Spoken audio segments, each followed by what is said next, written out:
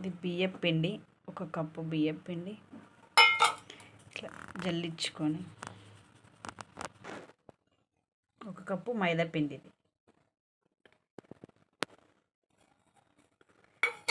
ఇది జల్లించుకోండి.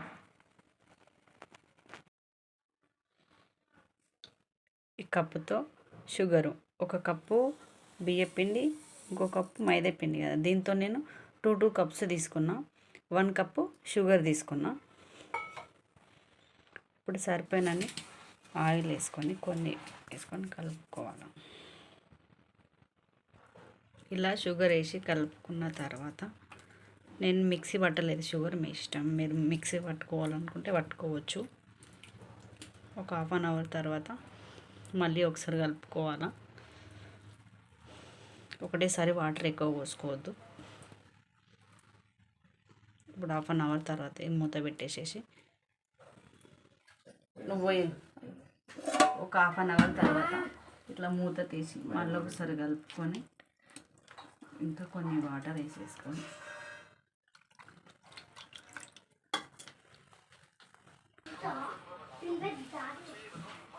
ఇలా కలుపుకున్న తర్వాత ఇలా రావాలి. 4 to 5 అవర్స్ నానబెట్టాలి.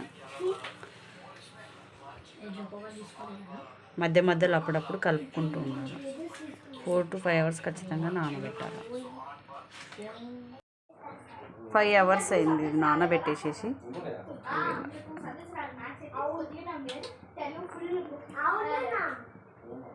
ఇది ఈ బౌల్లోకి వేసుకోవాలి.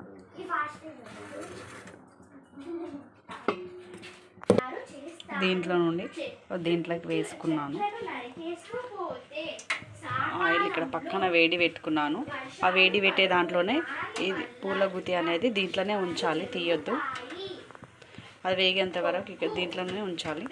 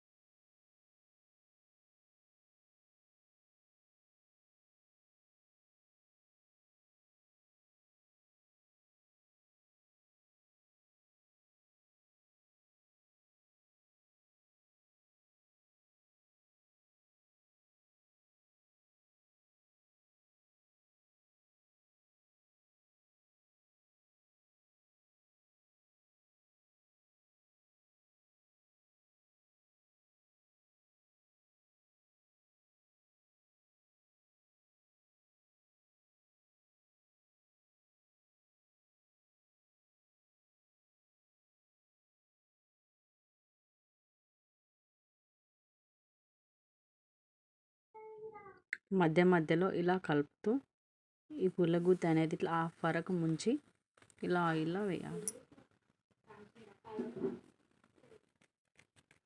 గులాబీ పూలు రెడీ. మీరు కూడా ట్రై చేయండి. ఈ సంక్రాంతికి క్రిస్పీగా టేస్టీగా ఉన్నాయి.